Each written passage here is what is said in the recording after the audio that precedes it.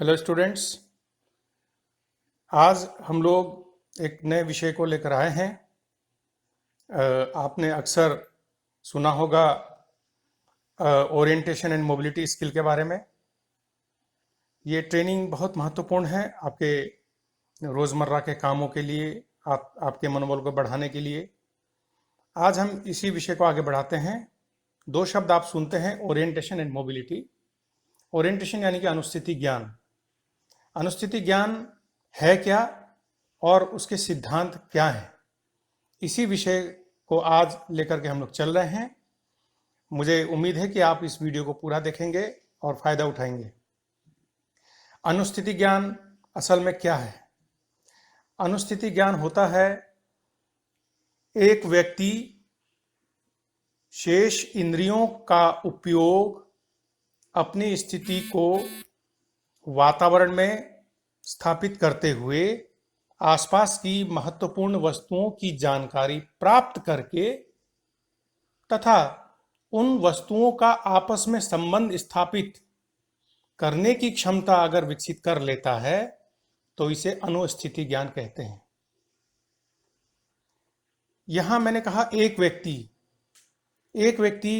यानी कि दृष्टि दिव्यांगजन शेष इंद्रियों का उपयोग, यानी कि जो आपके दृष्टि बाधिता के कारण जो दृष्टि नहीं रही, इसके अलावा जो शेष इंद्रियां हैं, सुनने की शक्ति, टच करने की शक्ति, स्मेल की शक्ति, टेस्ट की शक्ति, या अपने शरीर के बैलेंस किनेस्थेटिक जो ज्ञान होता है उसकी शक्ति का प्रयोग अपनी स्थिति को, यानी कि मैं कहाँ हूं आसपास के वातावरण में, उसको स्थापित करते हुए तथा आसपास की जितने भी महत्वपूर्ण वस्तुएं हैं उनके बारे में जानकारी प्राप्त करते हुए और उस व्यक्ति का, यानी कि उस दृष्टिबाधित व्यक्ति का उन वस्तुओं का आपस में संबंध क्या है, कितने कितने दूरी पर वह वस्तुएं हैं, ये या उन महत्वपूर्ण वस्तुओं का भी आपस में क्या रिश्ता है।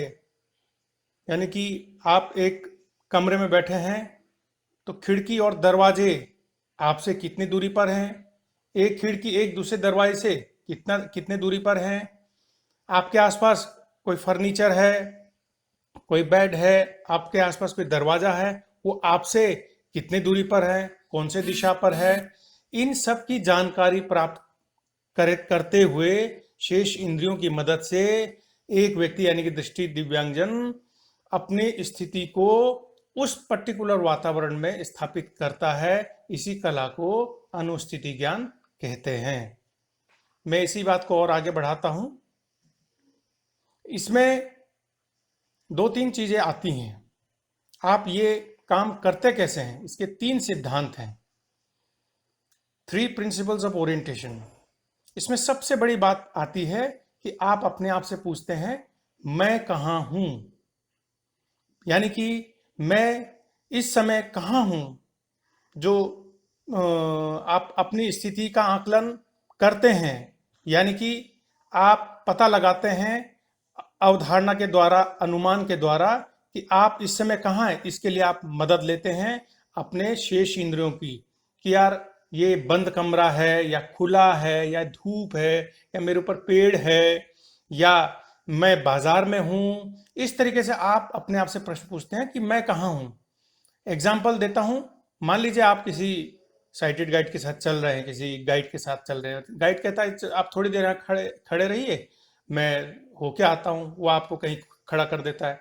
तो आप ध्यान दीजिए, आप वहां पर आइडिया लगाते हैं यार ये मुझे छोड़ के कहाँ गया, मैं कहाँ हूँ इस समय। तो आप सुनने की कोशिश करते हैं, आप समझने की चीजों को कोशिश करते हैं। यानी कि आप ये पहला जो प्रश्न है मैं कहाँ हूं, इसका उत्तर दे रहे होते हैं।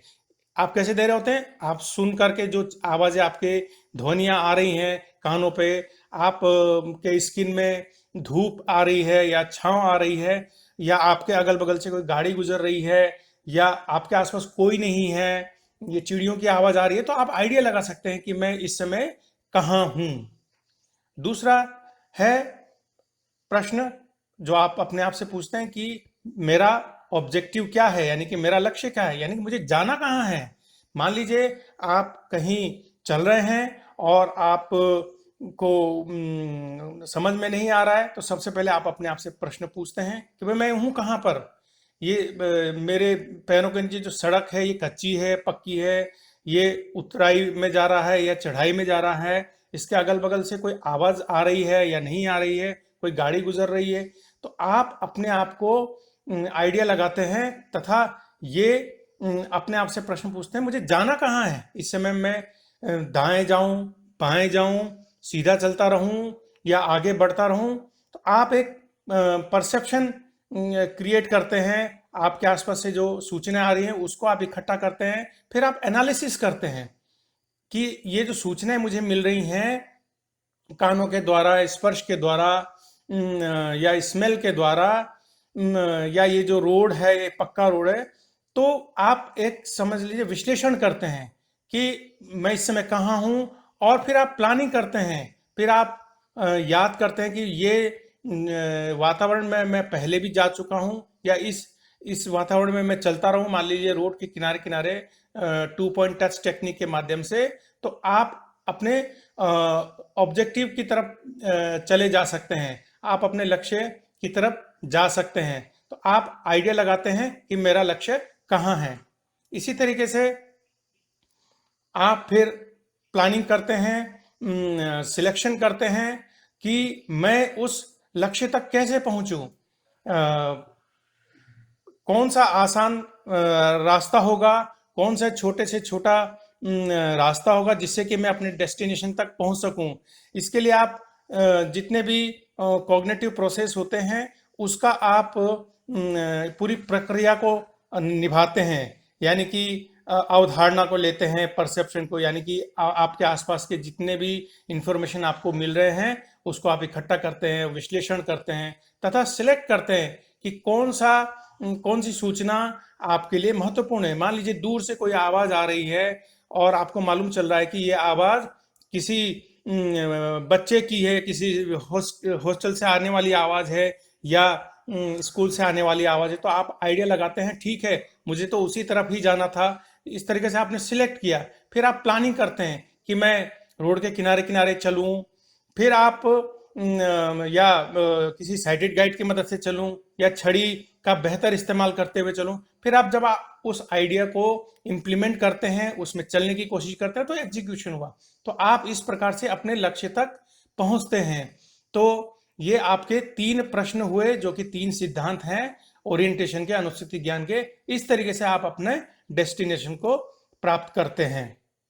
तो ये मेरा वीडियो आपको पसंद आएगा, आप इस पे अमल करेंगे। Thank you. मैं इसी प्रकार के आगे भी वीडियो लाता रहूँगा, और जो कॉग्निटिव प्रोसेस है, जो परसेप्शन, एनालिसिस, सिलेक्शन, प्लानिंग और एग्जीक्यूशन है, इसको भी मैं एक दिन विशेष प्रोग्राम बना करके लाऊंगा। मुझे आशा है आप इस प्रोग्राम को देखेंगे और इसको शेयर भी करेंगे। Thank you very much.